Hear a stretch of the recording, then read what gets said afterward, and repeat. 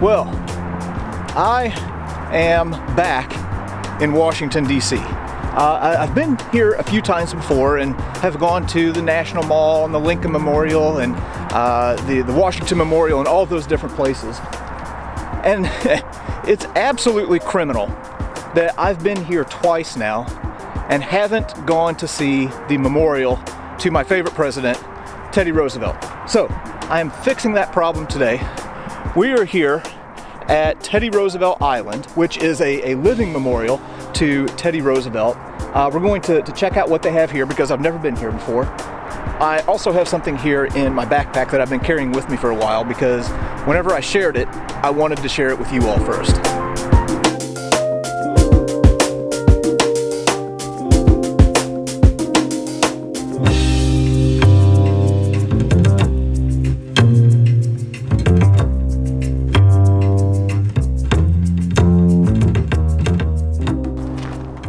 Whenever you're here on Teddy Roosevelt Island, you can kind of think of this as a cross-section of the history of America. This island in the 1500s was inhabited by American Indians who hunted and fished and traded here. It was later, I guess you could say, occupied by European colonists. George Mason owned this island at one time, had a summer home here. And then in the Civil War, the first United States colored troops mustered up right here on this island.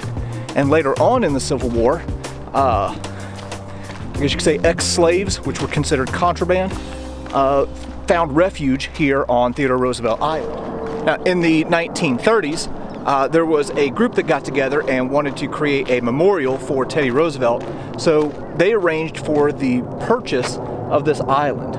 So what you see here at the Teddy Roosevelt Memorial is unlike any other memorial in DC. What you're looking at is a living, breathing memorial to Roosevelt, who himself was a conservationist and a man of nature. So you get to walk these trails and even in the middle of DC, in the middle of the city, kind of get to experience some of the things that Teddy Roosevelt loved. All right, well, they've got a monument to him right up here that we're gonna go take a look at.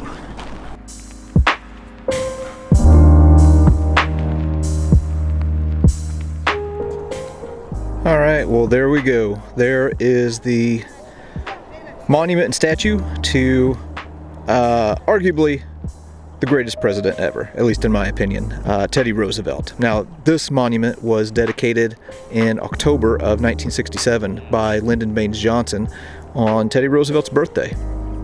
And it's the only monument in DC to Teddy Roosevelt. So the Teddy Roosevelt Memorial is not just the island and the statues. They also have 4 20-foot tall, I guess you could say, extensions of the monument on the back side of the statue. And each of them kind of define Teddy Roosevelt. So this one is on nature. So Teddy Roosevelt was a conservationist. Here it says, "There is delight in the hardy life in the open." And here's another one that I think defines Teddy Roosevelt quite well, and that is manhood. And then it has a few quotes that Teddy Roosevelt has on manhood, like a man's usefulness depends on his living up to his ideals insofar as he can. And it is hard to fail, but it is worse never to have tried to succeed. Very cool. Here's the third one, which reads youth. And I think it's fair to say that even as an old man, Teddy Roosevelt had a very youthful energy about him. Here's one quote on here. It says, "Courage, hard work, self-mastery, and intelligent effort are all essential to a successful life." And then this one, even though it might be a little bit hard to see on the camera, at the top reads "the state." And it has some of Teddy Roosevelt's ideas on the state. So down at the bottom, one of the quotes reads, "If I must choose between righteousness and peace, I choose righteousness." Yeah, these are very, very impressive. I think this is a memorial that really gets overlooked. But yeah, I'm really, really enjoying. All right, we're gonna go back over to the statue and Oh, got a package that I want to open up.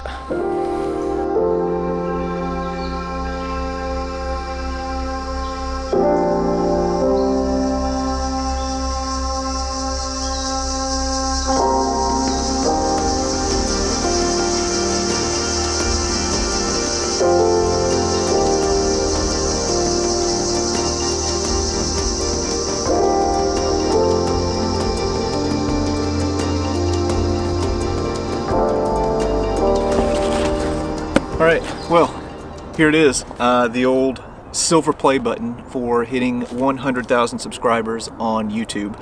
And I couldn't think of any better place to open this and unbox it with everybody than right here at the memorial of my favorite president. And also brought along this World War II bayonet to open it up.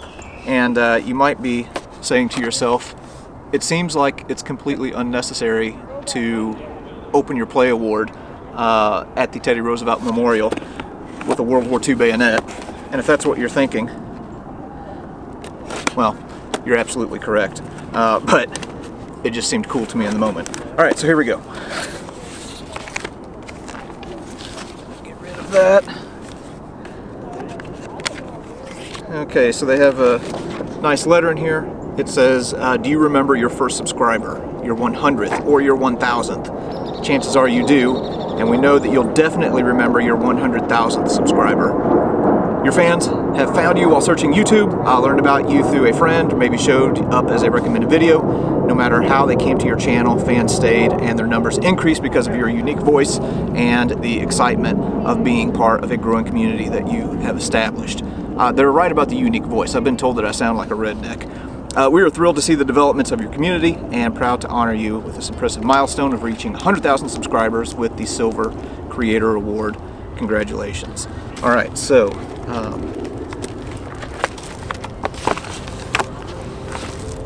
here it is. Let's go ahead and pull it out of the plastic, I guess. But there is our achievement. You know, I can't really say that it's something that I necessarily did. I'd rather say it's something that all of us did together, reaching this milestone. So it's exciting to me to see that many people who are into history and who are, you know, passionate about learning about our past. And yeah, never thought that we would hit this mark, but yeah, we did. So anyway, I don't want this to sound like you know, an Academy Award speech or anything like that, but I do have to thank my wife. As a matter of fact, she's the one who's holding the camera right now, and really she deserves as much credit for this as anybody. And anyway, and everybody who has subscribed to this channel and has shared the videos and everything like that, thank you. This really is something else. So yeah, I guess we'll see if we can maybe hit 1 million now. Who knows? But thanks.